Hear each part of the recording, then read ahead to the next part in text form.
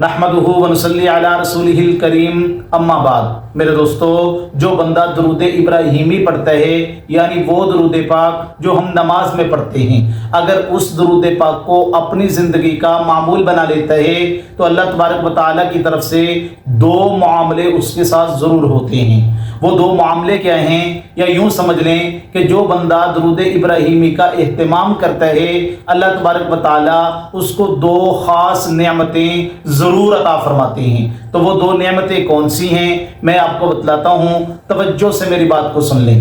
دیکھیں میرے دوستو، درود ابراہیمی پڑھنے والا بندہ جو ہے، اللہ تبارک و تعالیٰ اس کو پہلی نعمت جو عطا فرماتے ہیں وہ ہے اللہ کی رحمت، اللہ کی مغفرت۔ یہ اللہ کی رحمت اور مغفرت، یہ دو لفظ قرآن و سنت کی روشنی میں اگر دیکھا جائے تو یہ اپنے اندر سب کچھ سمیٹے ہوئے ہیں۔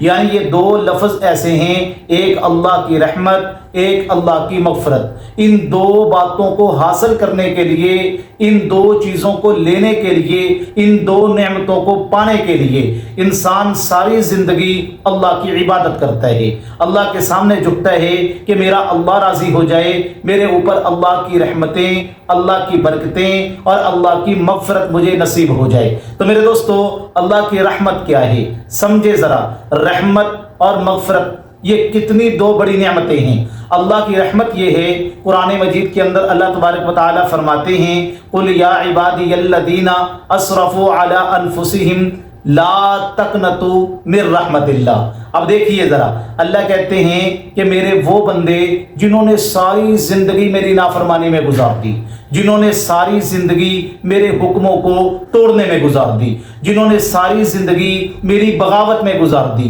یعنی کبھی مسجد کے اندر نہیں گئے، کبھی نماز نہیں پڑھی، کبھی میرے حکم کو پورا نہیں کیا، ان کے دل کے اندر میرا خوف پیدا ہو گیا اور میرے خوف کی وجہ سے وہ مجھ سے ڈر گئے، مجھ سے معافی مانگی، توبہ کی، عاجزی کے ساتھ، انکساری کے ساتھ میرے سامنے گڑ گڑائے، روئے، میرے سامنے ہاتھ اٹھا کے کہہ دیا یا اللہ میری توبہ، آج کے بعد اللہ میں تیری نافرمانی نہیں کروں گا، یا اللہ آج کے بعد میں تیری بغاوت نہیں کروں گا، یا اللہ آج کے بعد میں کوئی گناہ نہیں کروں گا، اے میرے مالک مجھے معاف کر دے۔ اللہ تبارک و تعالیٰ فرماتے ہیں جس نے اپنی آدھی زندگی یا پوری زندگی یا 70 سال زندگی کے نافرمانی میں گزار دی ہے، لیکن اس کے بعد سچے دل سے توبہ کرتا ہے، فرمایا کہ ایسا بندہ میری رحمت سے نا امید نہ ہو، لا تقنطوا من رحمت اللہ، میری رحمت سے نا امید نہیں ہونا، مایوسی گناہ ہے۔ یاد رکھو، اللہ کی رحمت سے نا امید ہونا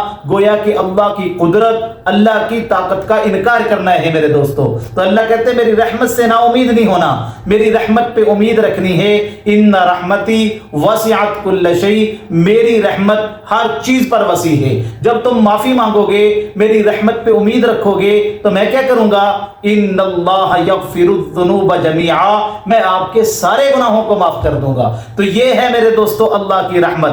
حدیث کی کتابوں میں ایک واقعہ لکھا ہے نا، قیامت والے دن اللہ تبارک و تعالیٰ ایک بندے کے لیے جہنم کا فیصلہ کر دیں گے اور فرشتوں کو حکم ہوگا اس کو جہنم میں لے جاؤ۔ اب وہ بندہ جب جہنم میں جا رہا ہوگا تو بار بار پیچھے مڑ مڑ کے اللہ کی طرف دیکھے گا۔ اللہ تبارک و تعالیٰ یہ منظر دیکھیں گے تو فرمائیں گے میرے اس بندے کو میرے سامنے لاؤ، تو فرشتے اس کو سامنے لائیں گے۔ اللہ کہیں گے میرے بندے تو مجھے مڑ مڑ کے پیچھے کیوں دیکھتا تھا؟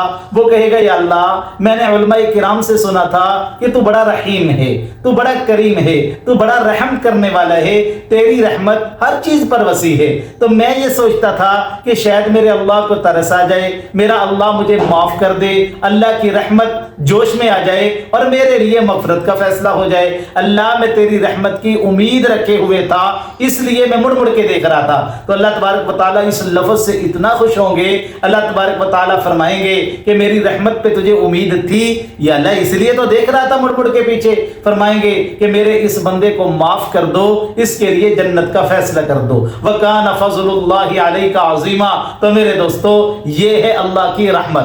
اور اللہ کی مغفرت کیا ہے؟ اللہ کے نبی علیہ السلام نے فرمایا جو بندہ میرے اوپر ایک مرتبہ درود پاک پڑھتا ہے، اللہ تبارک و تعالیٰ اس کے اوپر 10 رحمتیں نازل فرماتے ہیں۔ اور 10 درجے اس کے بلند ہوتے ہیں، 10 اس کے گناہ معاف ہو جاتے ہیں۔